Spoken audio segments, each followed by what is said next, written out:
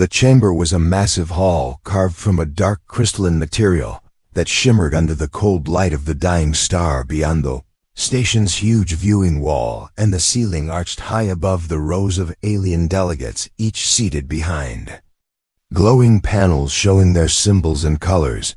The air was filled with a strange mix of scents from 100 worlds, and the sound of quiet murmurs that stopped the moment. Daniel Cross stepped into the center platform wearing the formal deep blue uniform of the Earth Envoy. He walked with a steady pace, his eyes calm, though he could feel the weight of every gaze pressing down on him. The far end of the hall, the High Council sat in a curved arrangement, their seats higher than the rest.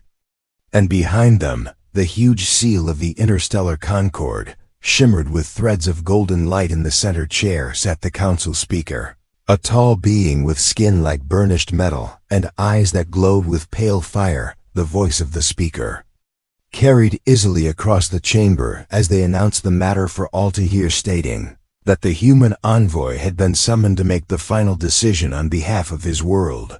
Choice was simple, they said, yet no less important. He must choose the alliance of Earth, either with the Dominion, the most powerful military force in known space, or with the coalition, a network of trade and science worlds that lacked the might to defend themselves but held the wealth of countless systems. It was a choice that every new species was required to make when they rose to the level of interstellar politics, and once the decision was made, there could be no reversal. For centuries to come around the chamber, the Dominion envoys sat in their crimson armor, their eyes sharp and filled with a certain pride, knowing that their fleets could crush any threat with ease. They offered Earth the security of unmatched military protection, but also demanded loyalty and tribute in resources. The coalition envoys, on the other hand, wore robes woven with shimmering threads of silver and green, their faces calm and polite, offering the vast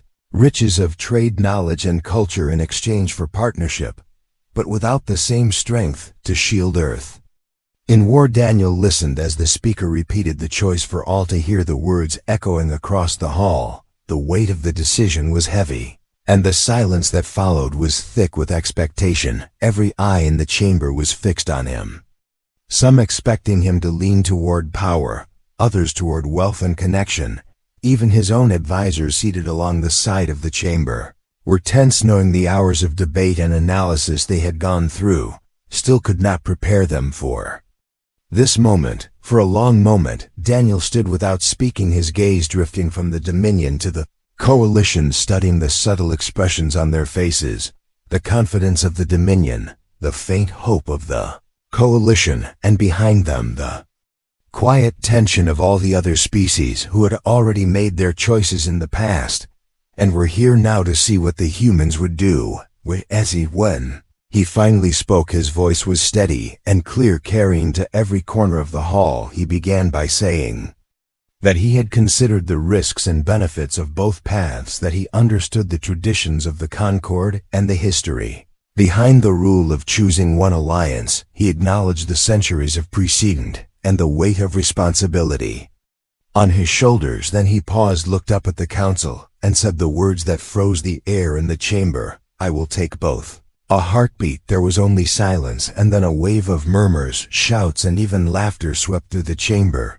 The Dominion envoy slammed a gauntlet fist onto the table, demanding to know if the human had misunderstood the rules. The coalition leader tilted their head with a faint smile, as if amused, but unconvinced. The council speaker leaned forward, their glowing eyes narrowing as they asked Daniel if he was making a mockery of the process. Daniel stood his ground, saying that humanity had never been a species to accept limits, simply because they were told that the very nature of human progress came from seeking what others said was impossible, that both the Dominion and the coalition held things Earth needed, and that Earth in turn had much to offer both alliances. He said that the future was too vast and uncertain to tie the destiny of an entire world to a single partner, when it was possible to stand as a bridge between the two.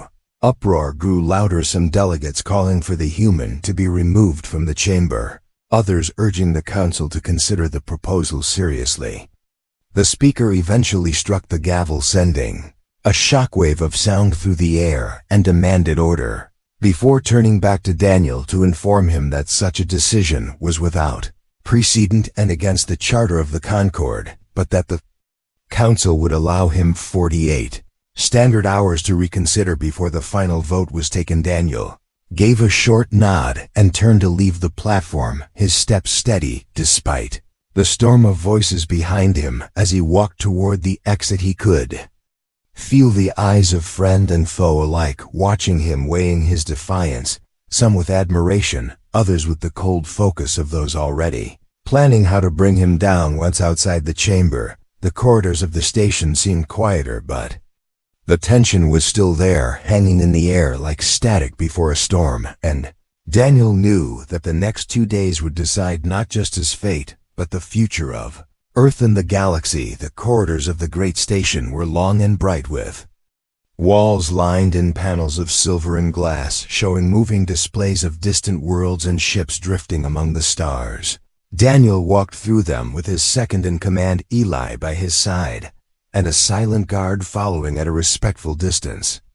The sound of their boots echoed softly, and every now and then other envoys or aides would pass them with quick glances, some curious, some hostile, none speaking a word. Eli kept his voice low, asking if Daniel truly meant to stand by what he said. In the chamber, Daniel answered without hesitation that he did, and that he had no intention of choosing only one alliance, when he knew both could be persuaded to work with Earth if they were handled the right way. When they reached the quarters assigned to the Earth delegation, Daniel stepped inside and found the small group of advisors waiting, their faces showing different shades of concern and disbelief. One of them, a middle-aged woman with short dark hair, spoke first, saying that the Dominion envoy had already sent a formal warning stating that Earth would be treated as an enemy if it continued with this course. Another advisor holding a datapad added that the coalition had sent a polite but equally clear message suggesting that such a move would undermine the stability of the galaxy and possibly start conflicts on multiple borders. Daniel listened to all of it without interrupting. Then he told them that this was exactly why both sides could be convinced to agree to his terms, because neither of them could risk the other gaining exclusive access to Earth's resources, position, and ingenuity. He explained that the human advantage was not raw power or wealth, but the ability to adapt and to see solutions others refused to see. If they could make both sides believe they would lose more by rejecting the proposal than by accepting it, then they would have no choice but to agree. Outside the private meeting rooms, the station was alive with rumors and speculation.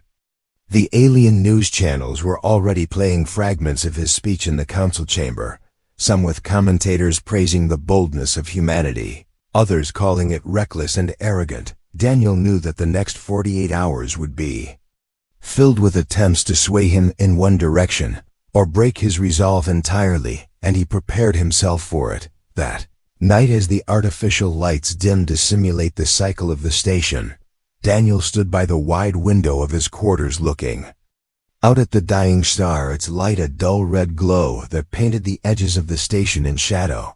Eli joined him, asking quietly if he was afraid. Daniel admitted that he was not without fear, but said that the greater fear was seeing humanity become just another client species locked under the control of one power and having no voice of its own. He spoke of Earth's history, how time and again humanity had faced choices that seemed impossible, wars that should have destroyed them, disasters that should have ended their future, yet they had always found a way forward because they refused to accept the limits placed upon them. Next morning, the pressure began in earnest. The Dominion sent a delegation to meet Daniel in a high-security conference room. Their leader, a towering figure in crimson armor, told him in a voice like grinding stone that the Dominion's protection was not something to be divided, that if he allied with the coalition, the Dominion would consider it a betrayal.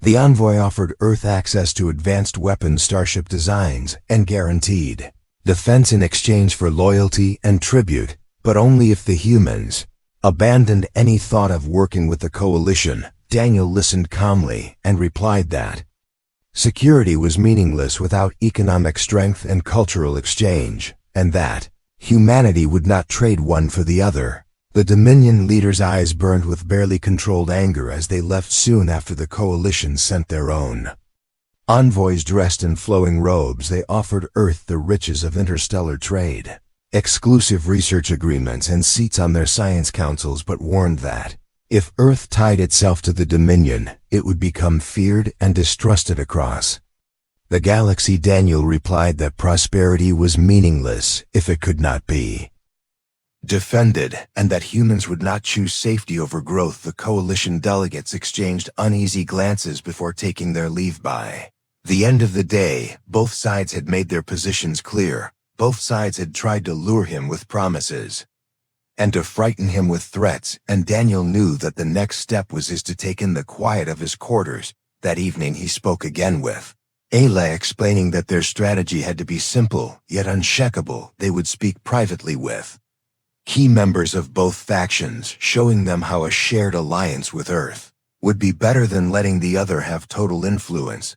They would plant the thought that rejecting the proposal outright could push Earth into the arms of their rival completely. As the station cycled into night again, Daniel sat at his desk reviewing the plans his advisors had drawn up. And thinking of home, he imagined the cities of Earth lit against the dark of the planet, the ocean stretching under the clouds, and the billions of lives waiting for the outcome of his decision. He thought of how many times in history leaders had been forced into making narrow choices, and how often the greatest changes had come when someone refused to choose in the way they were told. The 48 hours were already slipping away, and with each hour the weight of the choice seemed heavier, yet Daniel felt a strange calm beneath it. All he knew that the uproar in the chamber had only been the beginning, and that the real battle was happening now, in whispers, in sealed rooms, and in the quiet calculations of powerful minds across the galaxy.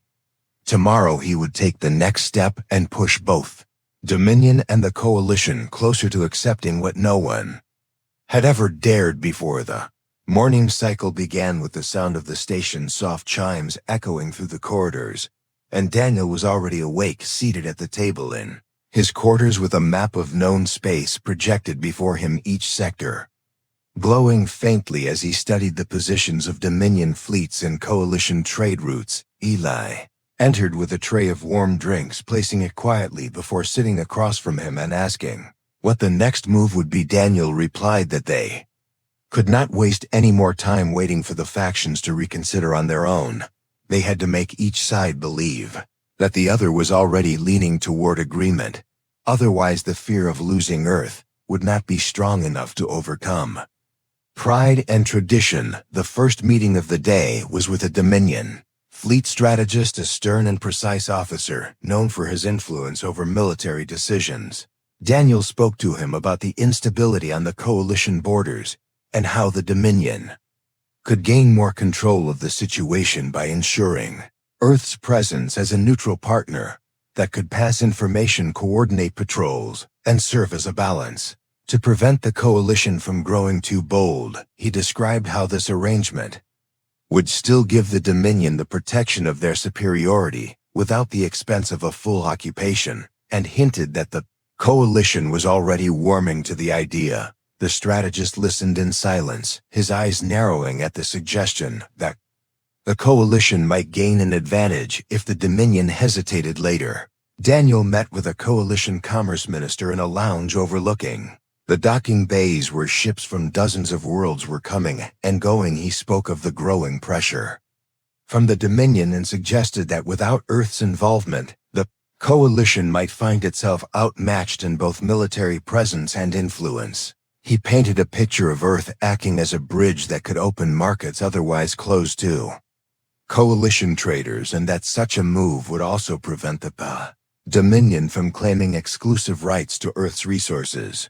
The minister leaned forward as if drawn by the vision of new opportunities, and Daniel again hinted that the Dominion was not far from accepting his terms. By speaking in this way, Daniel was weaving a careful pattern each conversation, planting seeds of possibility and doubt. Both sides now had reason to believe the other might already be closer to agreement than they had expected. The more they believed this, the harder it would be to reject the proposal outright. As the hours passed, Daniel noticed a change in the way envoys and aides moved through the station corridors. They no longer looked at him only with hostility or curiosity, but with calculation. Whispers followed him, though no one spoke directly in public places, and messages began arriving from individuals in both factions, requesting private discussions away from official channels. Eli remarked that it was working. The idea was spreading that Earth might become the prize.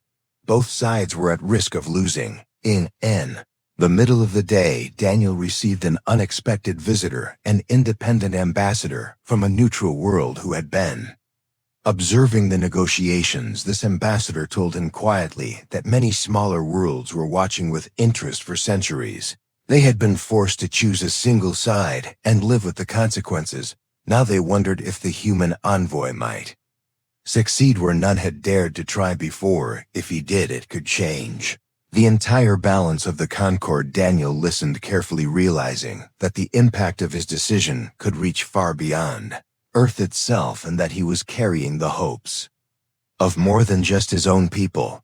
That night, Daniel sat with Eli in the observation deck, high above the docking bays, the glow of the dying star spilling across the hulls of the ships below.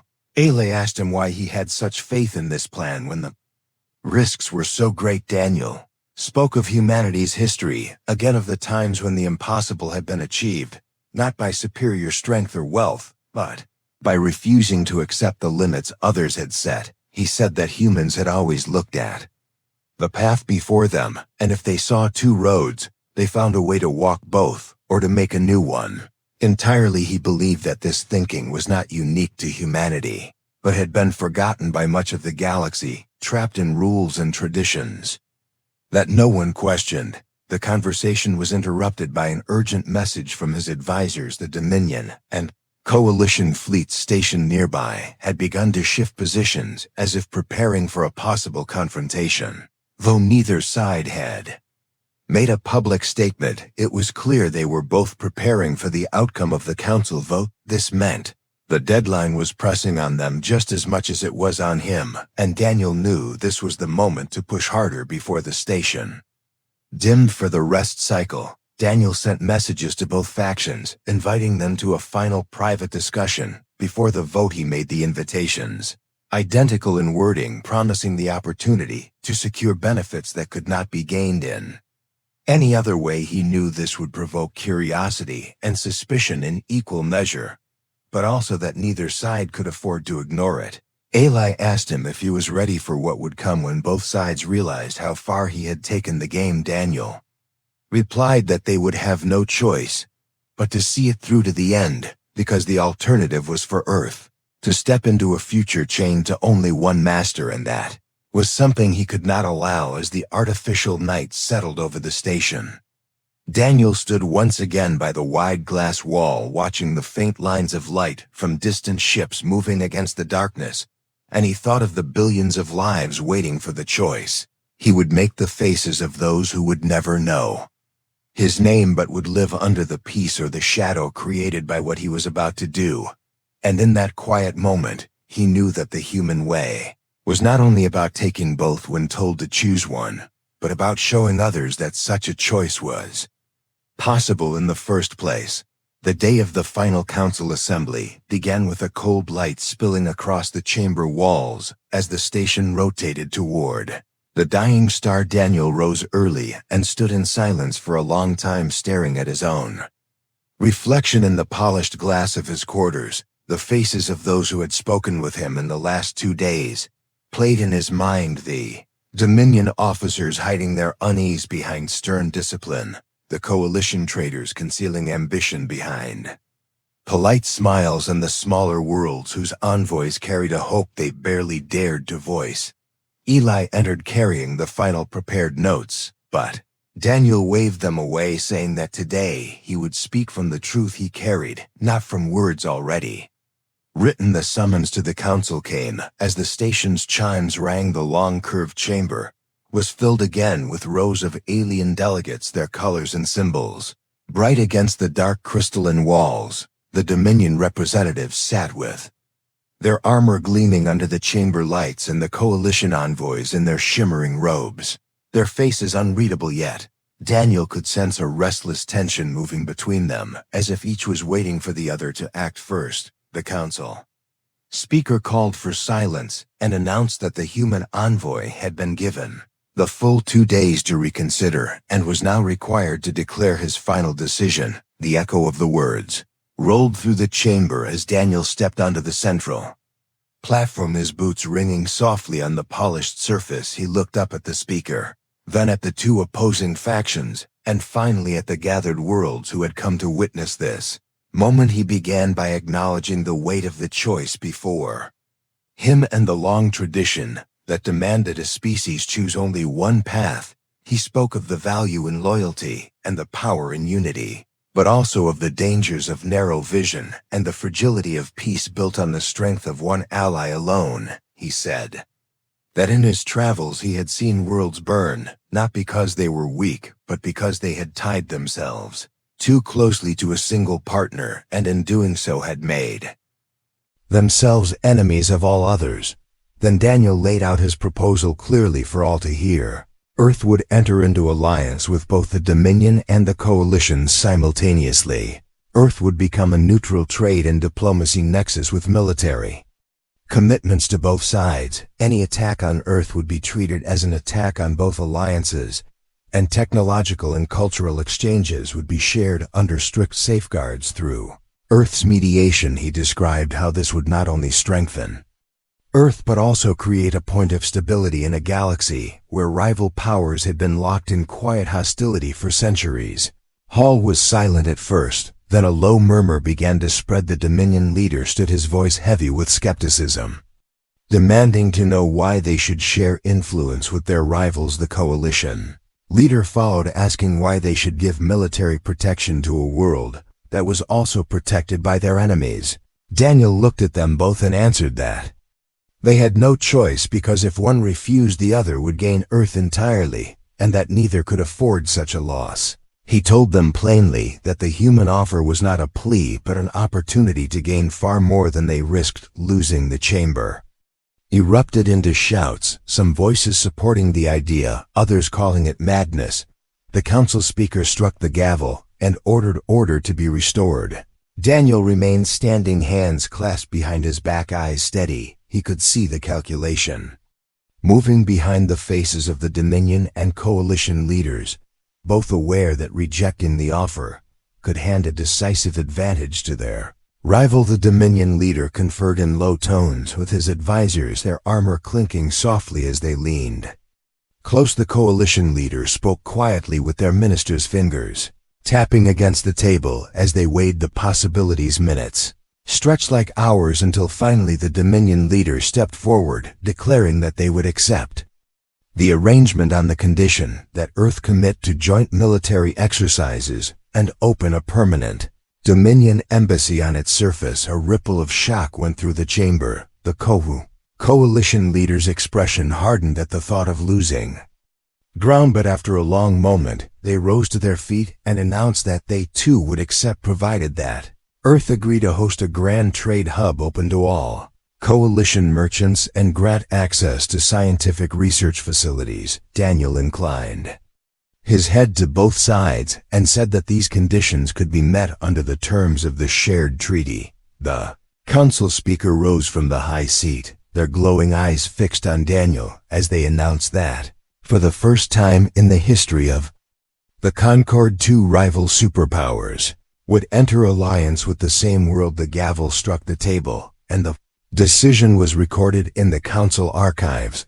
A wave of voices filled the hall, some in awe, some in disbelief, yet the agreement stood unbroken. Ely let out a breath he had been holding and moved to stand beside Daniel, whispering that no one would ever believe this had been possible. Daniel replied quietly that they did not have to believe it before it happened, only after, and together they walked from the chamber, while behind them the sound of hurried conversations and the rustle of movement filled the air as the factions began to adjust to the new reality they had just accepted. The gamble had worked, but Daniel knew this was only the beginning, and that the real test would come in the days ahead when the treaty was put to the first challenge. Still, as he stepped back into the wide corridors of the station, with the banners of many worlds hanging overhead, he allowed himself a brief moment to feel the weight lift from his shoulders, knowing that humanity had claimed its place in the galaxy on its own terms. News of the Council decision spread across the galaxy faster than light ships could travel. Every relay station, every trade post, every military outpost was carrying the same message that, for the first time in history, the Dominion and the Coalition had signed an agreement to share alliance with the same world, and that world was Earth. The smaller powers whispered about it in markets and meeting halls. The neutral planets saw it as a spark of hope, and the great empires saw it as a disruption to the order they had always known. On the station, the days after the decision were filled with movement. Dominion engineers arriving to plan the construction of their embassy on Earth. Coalition merchants drafting the designs for the new trade hub, and scientists from both sides sending lists of research projects they wished to share and oversee. The station corridors were busier than ever as envoys and aides hurried between meetings carrying datapads and agreements. The banners of the Dominion and the Coalition now hung side by side above the council hall, a sight no one had believed they would ever see. Daniel walked through the bustling corridors with Ely beside him, observing how quickly the change was taking hold. There was still suspicion in the eyes of some and unease in the voices of others, but there was also an energy that had not been there before, a sense that something new was possible, that the galaxy did not have to be locked forever in the same patterns. When they returned to their quarters, Daniel received streams of messages from Earth leaders expressing gratitude, and from ordinary citizens sending short lines of pride and support. Some messages came from distant worlds, thanking him for showing that the rule of choosing one could be broken. First joint meeting of the Dominion and Coalition delegations on Earth was set to happen within weeks, and already ships were being prepared for the journey. The logistics were vast fleets of transports, loaded with equipment and personnel charting their routes through carefully planned neutral corridors guarded by ships from both factions. Daniel watched the preparations unfold, knowing that while the treaty was signed, its strength would depend on what came next. For peace was not simply words on a document, it was an action taken again and again each day. Ely asked him late one evening if he thought the peace would last. Daniel answered honestly that it might not last forever, nothing ever did, but if it lasted long enough to change how people thought about alliances and loyalty, then it would have done its job. He said that even if one day the treaty ended, the idea it carried would remain and others would try again to follow it. Ely smiled faintly at that and said that was a very human way of seeing things. When they finally departed the station, the journey back to Earth was quiet, the stars passing beyond the hull like distant fires, and the crew moving with a mix of relief and exhaustion as the blue and white sphere of their home world grew in the viewing screens. Daniel felt a pull in his chest. It had been months since he had walked its soil, breathed its air, heard the sound of its waves and forests. The landing was met with a crowd far larger than he had expected. Citizens gathered at the spaceport to cheer as the Earth delegation stepped down from the transport. There were speeches and banners and music, but what struck Daniel most was the look in people's eyes, a look of belief that their place in the galaxy was secure not through submission, but through choice. The following months were a test of every part of the treaty. The Dominion embassy rose swiftly in the capital city, its walls lined with polished metal and banners bearing the crimson emblem.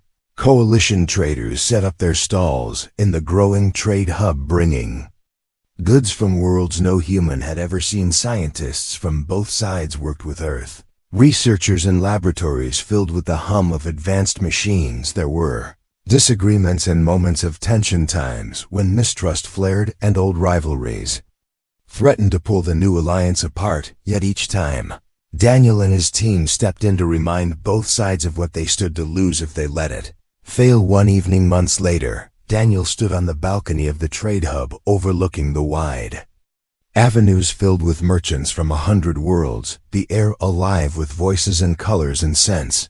He saw Dominion soldiers standing guard beside coalition envoys sharing quiet conversation, and he thought of that moment in the council chamber.